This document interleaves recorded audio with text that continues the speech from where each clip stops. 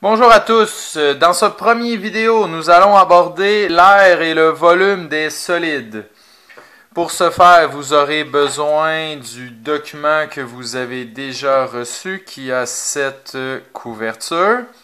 Pour ma part, je vais faire la partie théorique avec vous sous la forme de vidéo, dans lequel je vais donner les explications et compléter les parties manquantes.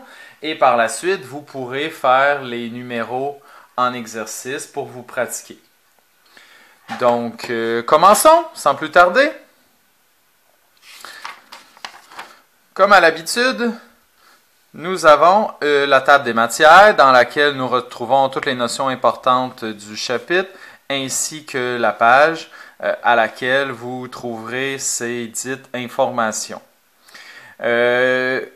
Truc assez important, à la dernière page du document, vous retrouverez un résumé des formules d'air et de volume que nous allons travailler dans tout le chapitre. Une des difficultés de ce document, c'est qu'il y a beaucoup de formules. Nous avons des formules d'air, des formules de volume. À un moment donné, ça peut devenir mélangeant. Donc, vous avez un résumé de toutes les formules à la dernière page, soit la page 49. N'hésitez pas à vous y référer pour avoir un aperçu rapide de tout ça.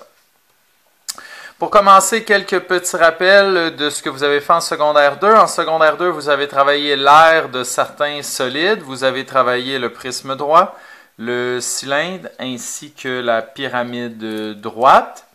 Je vais faire quelques petits rappels en commençant. Premièrement, un prisme droit. J'en ai construit un avec des blocs Lego. Un prisme droit est constitué évidemment de 6 faces, 2 bases, donc la base au-dessus, la base en dessous. La particularité du prisme droit, on va la voir dans une page de théorie à venir, c'est que les bases doivent être parallèles. Donc ici, la base du haut et la base du dessous sont parallèles et identiques. Pour le prisme droit, on pourrait changer la base. Si je tourne mon objet comme celui-ci, maintenant la base est la face en dessous et la face du dessus.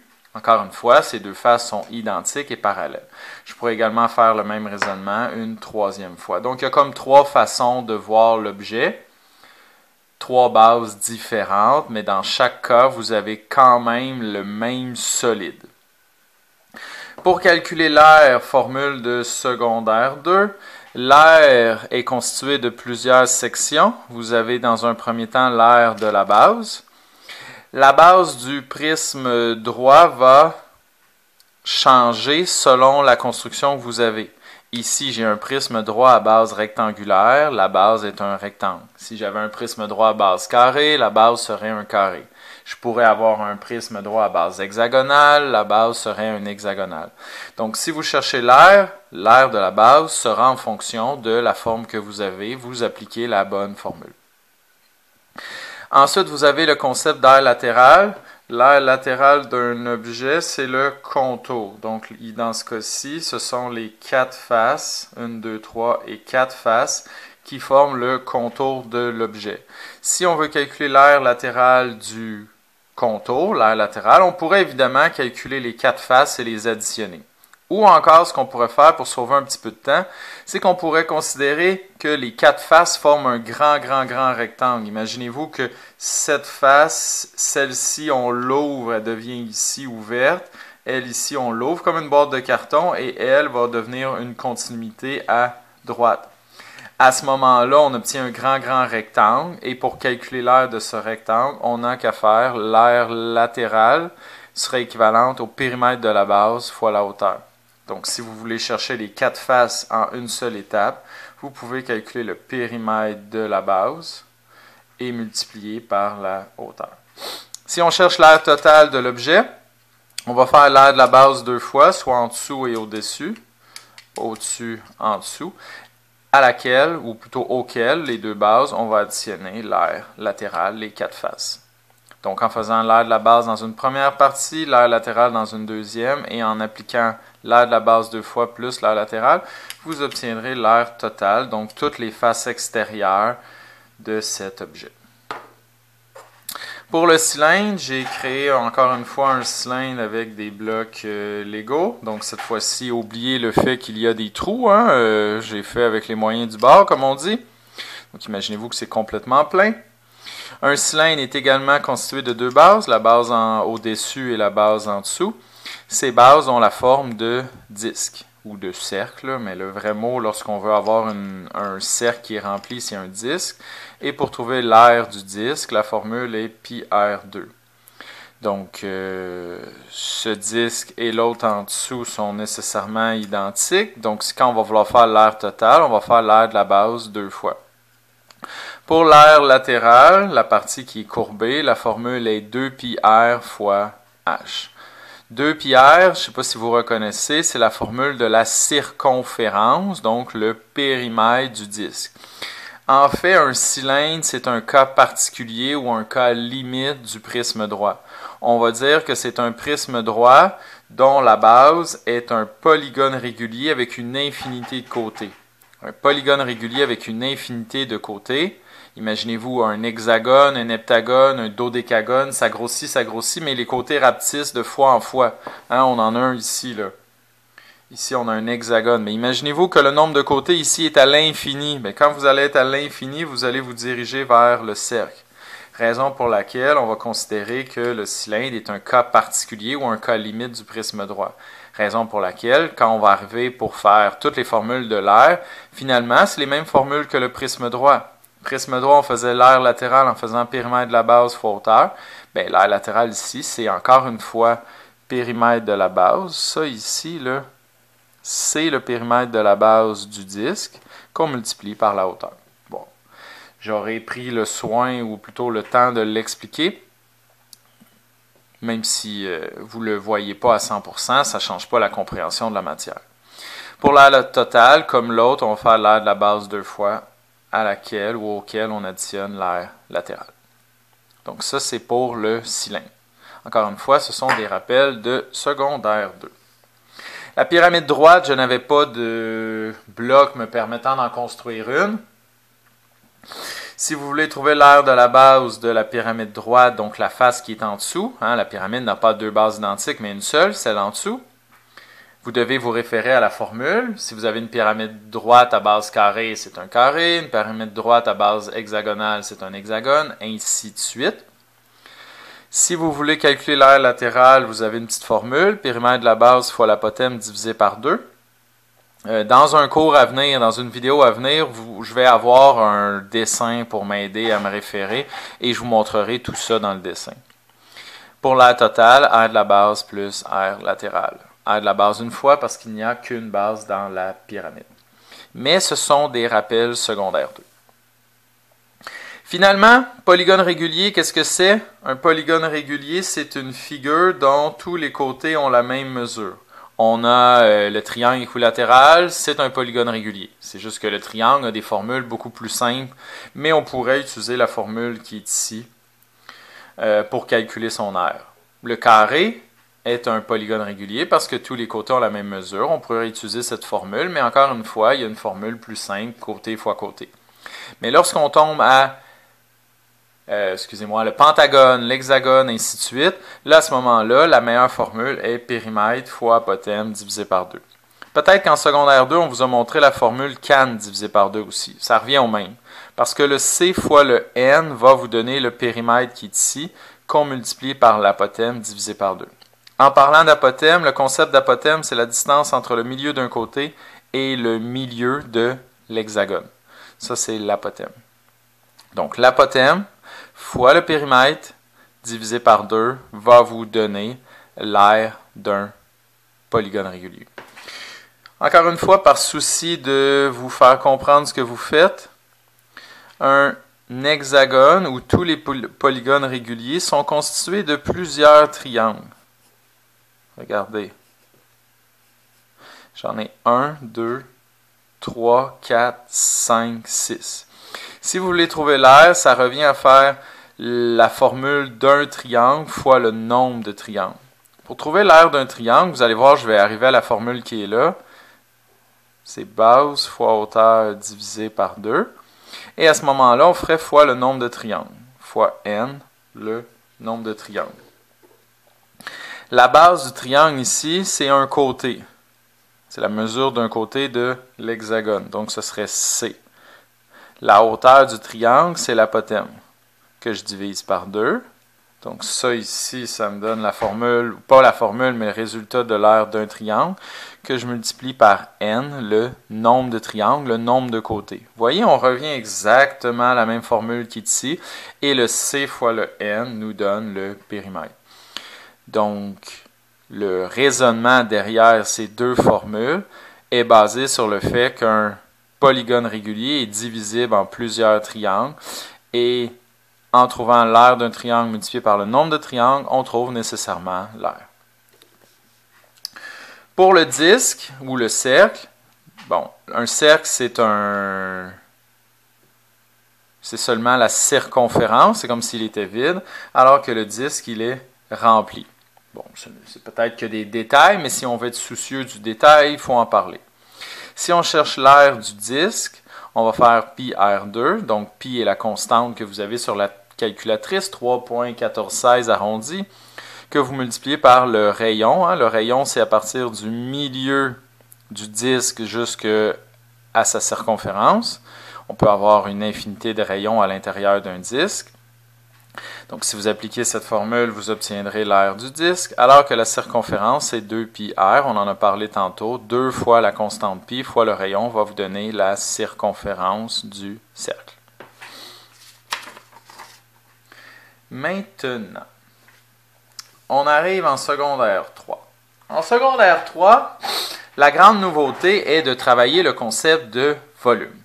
L'aire en secondaire 2, c'est la surface extérieure, comme si on voulait peindre un objet, alors que le volume, c'est l'espace à l'intérieur d'un objet, comme si on voulait le remplir. Pour vous donner une idée de ce que c'est que le... J'étudie l'aire? Je recommence, juste pour être sûr que je l'ai bien dit. L'aire, c'est la surface extérieure d'un objet, d'un solide, comme si on voulait le peindre, alors que le volume, c'est l'espace à l'intérieur d'un solide, comme si on voulait le remplir. Imaginez-vous une bouteille d'eau. Si vous la remplissez, vous avez un concept de volume. Si vous voulez la peindre, vous avez un concept d'air. Pour vous imaginer ce que c'est qu'un volume, on va prendre un cube qui a 1 cm de façade par 1 cm de profondeur par 1 cm de hauteur. Donc, on va avoir 1 cm, 1 cm. Vous pouvez le faire en même temps dans votre cahier, s'il vous plaît. 1 cm par 1 cm par 1 cm. Donc, imaginez-vous un cube comme celui-ci. Ça ressemble beaucoup à un dé à jouer dans vos jeux de société. 1 cm par 1 cm par 1 cm. Donc, vous avez un objet visuel. Si cet objet est complètement rempli, cet objet occupe un espace de 1 cm3. Ceci correspond à 1 cm3. Donc, pour calculer le volume d'un cube, on peut utiliser la formule suivante. On va prendre la mesure d'un côté, on va la mettre exposant 3. Donc, ici, mon côté mesure 1. 1 exposant 3, 1 fois 1 fois 1, ça fait 1 cm3. Donc, c'est pour vous donner une idée de ce à quoi ressemble un centimètre cube. C'est l'espace qu'occuperait le cube qui est ici. Une fois qu'on comprend ce concept, on peut déterminer le volume de n'importe quel objet en comptant le nombre de cubes qui se retrouvent à l'intérieur de l'objet. Regardez ce que j'ai ici. C'est un prisme droit à base rectangulaire. Ce prisme droit est constitué de plusieurs petits cubes comme celui qu'on avait tantôt. Il y en a 1, 2, 3, 4, 5, 6 par 2 de profondeur, donc 6 fois 2. Cet objet est constitué de 12 cubes. S'il est constitué de 12 cubes et que chaque cube occupe 1 cm3, on va dire que son volume est de 12 cm3. On pourrait s'imaginer un grand cube qui, cette fois-ci, est composé de 10 cubes comme celui qu'on avait tantôt, de façade, par 10 cubes de profondeur, par 10 cubes de hauteur. Donc, pour calculer le volume d'un solide, on peut toujours chercher le nombre de cubes, comme je disais, qu'il est possible de placer à l'intérieur. Dans cet exemple, le volume ici serait de 10 par 10, ça va en donner 100 au niveau de la base, par 10 étages de hauteur. 10 fois 10, 100 fois 10, 1000. Cet objet aurait un volume de 1000 cm3. Deux objets peuvent avoir le même volume sans avoir nécessairement la même forme. Prenons celui que nous avions tantôt. On l'avait vu, il y a 12 cubes à l'intérieur. On peut avoir 12 cubes placés de façon différente. Au lieu de les avoir sur deux lignes, on pourrait les avoir sur une même ligne si on voulait. Donc 1, 2, 3, 4, 5, 6, 7, 8, 9, 10, 11, 12. Les deux ont 12 cm3 de volume. Deux objets peuvent avoir le même volume sans nécessairement avoir la même forme. Maintenant, on comprend un petit peu mieux ce que c'est que le concept de volume. On va passer maintenant aux conversions d'unités de volume. Vous avez vu dans le passé que 1 décimètre était égal à 10 cm. Quand on voulait passer d'un niveau, pas d'un niveau, mais d'une unité de longueur à une autre unité de longueur, par exemple de décimètre à centimètre, il y avait un fois 10 ou un divisé par 10 qu'on voulait faire. Si on voulait passer des mètres au décimètre, c'était la même chose. 1 mètre est égal à 10 décimètres, donc c'est encore fois 10 ou divisé par 10. Après, on pouvait faire deux bonds en faisant fois 10 deux fois ou divisé par 10 deux fois, qui revient à faire fois 100 ou divisé par 100. Ça, c'est des éléments que vous avez vus dans le passé. Qu'en est-il des unités de volume?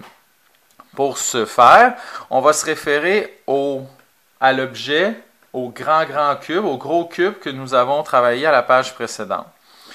Ce cube, on l'a vu, il a un volume de 1000 cm3. 10 par 10 par 10, il y a 1000 petits cubes qui entrent à l'intérieur de celui-ci.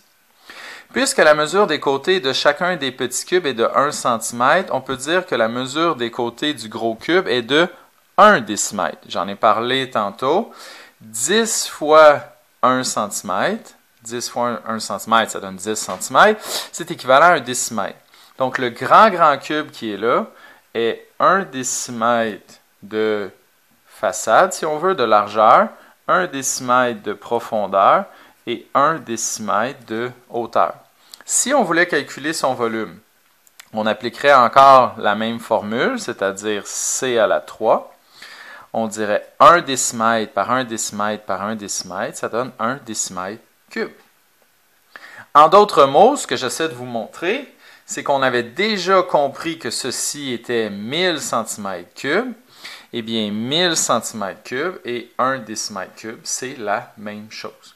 C'est seulement deux unités de mesure différentes, mais qui représentent exactement le même espace, le même volume. Donc, contrairement plutôt à ce qu'on avait vu tantôt avec les unités de longueur, lorsqu'on va arriver avec les unités de volume, on va multiplier ou diviser par 1000 pour chaque changement de position.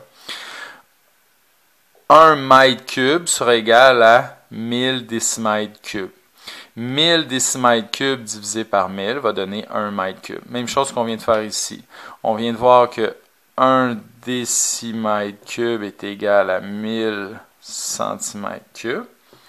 Dans ce sens, on fait la division par 1000, vous voyez, quand on va vers la gauche, alors que dans ce sens, on fait la multiplication par 1000. Un truc pour s'en souvenir, l'exposant 3 représente le nombre de zéros dont vous avez besoin pour faire la conversion. Donc, si vous avez un exposant 3, ça va être 1000 à chaque mouvement, alors que ce que nous avions tantôt, c'est comme avec un exposant 1, donc ce serait 10 à chaque mouvement. Vous avez déjà vu les unités d'air en secondaire 2. Les unités d'air, je pourrais l'écrire ici. Les unités d'air, on dit, mettons, centimètres carrés. Donc, il y a un 2. S'il y a un 2, ça veut dire que ce serait 100 pour chaque position, fois 100 ou divisé par 100. Vous êtes supposé d'avoir vu ça en secondaire 2.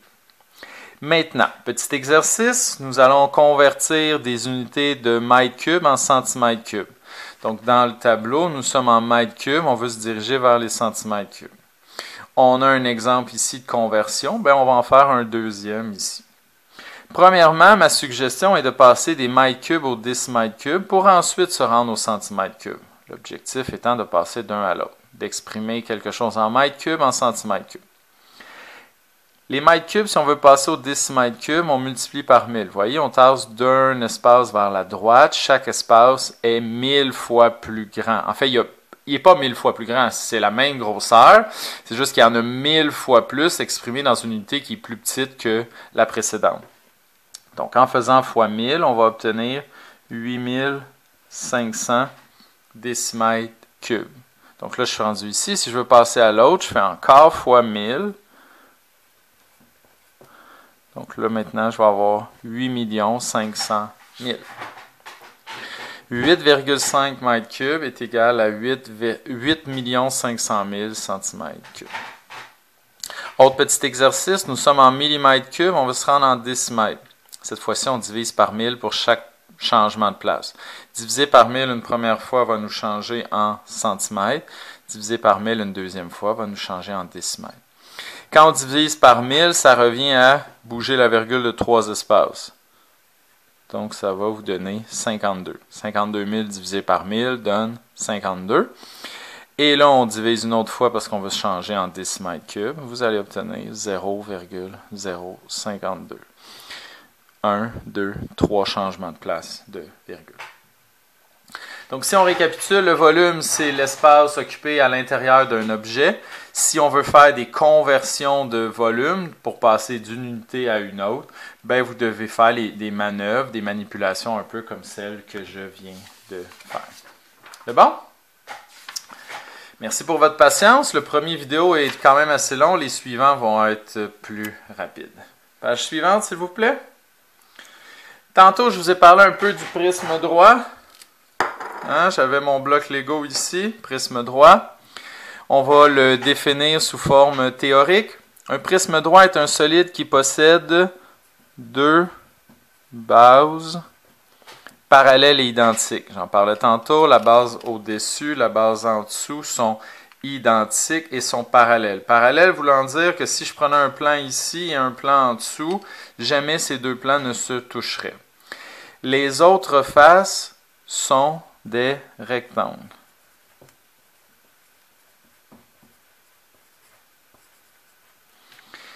Donc, les bases sont ici. Les autres faces, les faces latérales, sont toujours des rectangles. Ça, c'est le concept de prisme droit. Deux bases identiques, les autres faces sont des rectangles, les deux bases identiques sont parallèles. Quelques prismes droits que vous devriez connaître. Si vous regardez celui-ci, un concept qui est très important, les bases ne sont pas toujours les faces qui vont toucher au sol. Comme je vous disais tantôt, dans cet objet, on peut avoir bel et bien ces deux faces comme base, mais on pourrait aussi avoir celui-ci et celui à ma gauche comme base. On peut le tourner pour mieux le voir que les bases touchent au sol, mais les bases ne sont pas nécessairement celles qui touchent au sol. Cet exemple est encore plus vrai si vous regardez la figure qui est ici, parce que nous voulons avoir des bases qui sont parallèles et identiques. Les deux bases parallèles et identiques sont les triangles qui sont ici. Si je prends le rectangle qui est en bas, je n'ai pas un rectangle en haut identique à celui en bas. Donc, je ne peux pas utiliser ce rectangle comme base. À ce moment-là, on va dire que ce solide se nomme un prisme droit à base triangulaire. Lorsqu'on nomme le prisme droit, on va toujours le faire en fonction de sa base. Celui du milieu, la base a 1, 2, 3, 4, 5, 6 côtés. Donc nous avons une figure à 6 côtés en haut, une figure à 6 côtés en bas. Est-ce que quelqu'un se souvient du nom de la figure à 6 côtés? Oui, Marie? Hexagone, exactement. Bravo, Marie. Donc on va appeler ça un prisme à base hexagonale. C'est bon? Le dernier, il ressemble beaucoup à nos blocs Lego. J'ai mis un ou parce qu'on peut le voir de deux façons. Si on considère que ceci est un carré, on va dire que c'est un prisme droit à base carré.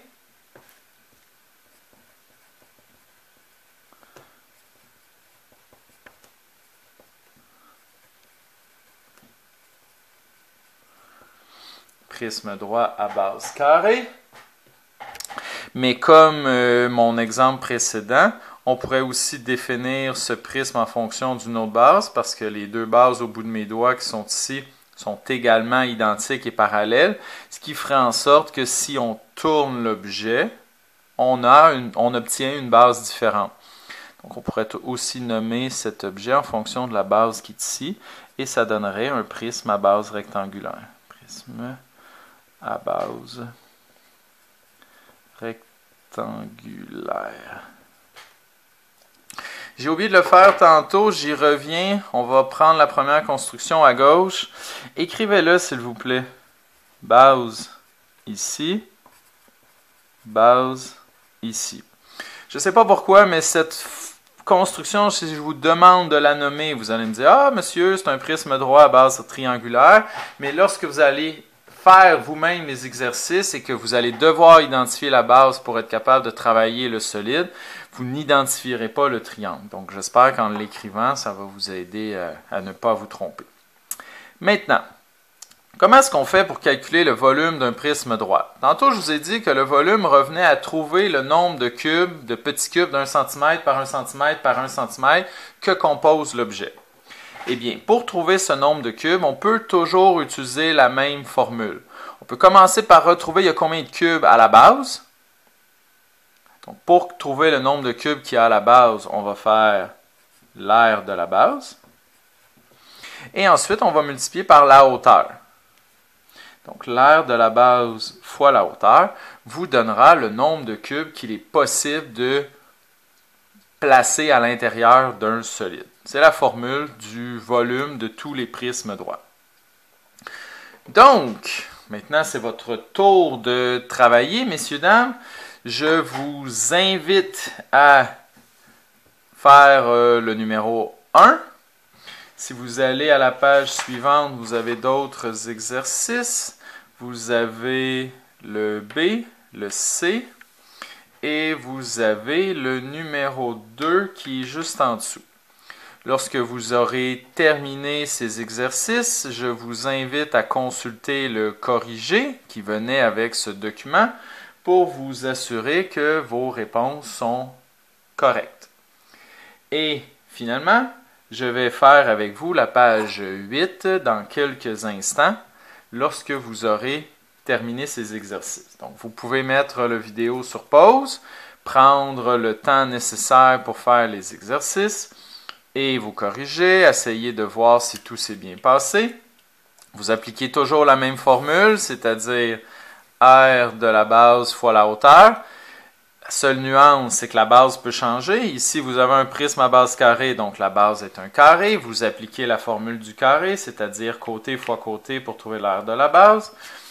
Si vous avez de l'autre côté un prisme à base hexagonale, cette fois-ci, la base est un hexagone. On a vu la formule tantôt, je vous la répète ici. Si vous avez un prisme à base triangulaire, la base est un triangle. Vous appliquez la formule du triangle, base fois hauteur divisé par 2. Et à chaque fois, vous allez trouver l'aire de la base multiplié par la hauteur, qui vous donnera le volume. Donc, appuyez sur pause. Lorsque c'est terminé, je fais la dernière page de théorie avec vous. Donc là, vous êtes sur pause. Vous êtes sur pause.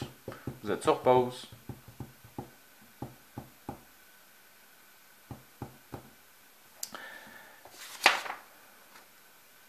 Donc, j'imagine que vous avez eu le temps de compléter vos exercices. J'espère que ça s'est bien passé. Je serai disponible pour répondre aux questions éventuellement.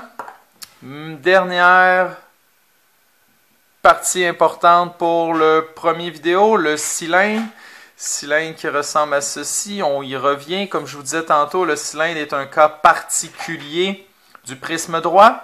C'est un prisme droit dont la base est un polygone régulier qui possède une infinité de côtés, donc ce polygone tend vers le disque, raison pour laquelle les définitions vont beaucoup ressembler au prisme droit. Un cylindre possède deux bases identiques et ces bases sont parallèles.